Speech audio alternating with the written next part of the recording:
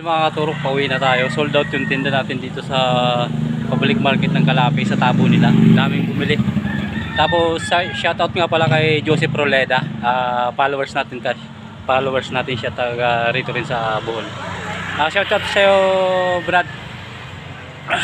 Sold out yung tinda natin dito sa public market ng Calape. Halos pinagkaguluhan yung sibuyas natin. Kasi yung sibuyas nila dito ang mamahal. Sa atin, mababang presyo lang. Kaya pinagkaguluhan kanina. So yan lang mga katurok. And good morning mga katurok. For today's video, nandito tayo ngayon sa Calape. Public market ng Calape. Araw ng tabo kasi ngayon. Ay daming tao. Ay dami panindaw. Sibuyas. Pero yung bawang namin kunti na lang. Kasi yung sold out na yung bawang natin. Tapos pagkatapos ito, ang gagawin namin dito sa buong Bohol, magbabayan-bayan kami para iatid namin yung mga order ng sibuyas. Ayan o. Kasama ko si Junel. Siya ang tindero sa pwesto ngayon. Tapos kami mamaya, magbabayan-bayan kami.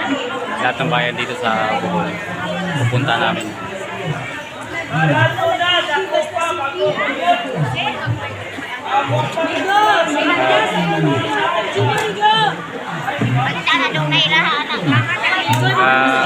Papautang din kami sa mga sa may mga pwesto na gusto kumuha sa akin. Pwede kayo mag-PM sa akin. Pwede rin kayo kumuha. Bayad utang. Alam ba, kuha kayo ngayon, tapos sunod, babayaran nyo. Update ko kayo mamaya. So ayun mga katurok, papunta ulit kami ng Tultulan, Dawis, Bohol. Kasi yung kumuha sa amin kahapon, nag-order ulit. Gagawin namin, magbabayan-bayan kami. Binabayan-bayan namin lahat ng bayan dito pinupunta namin para mag-delivera namin yung mga nag-order sa online ng mga sibuyas.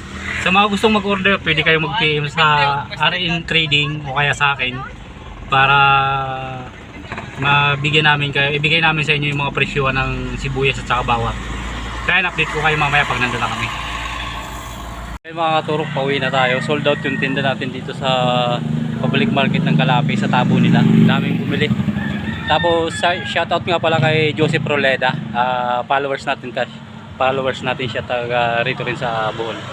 Shoutout sa iyo, Brad. Sold out yung tinda natin dito sa public market ng Calape. Halos pinagkaguluhan yung sibuyas natin.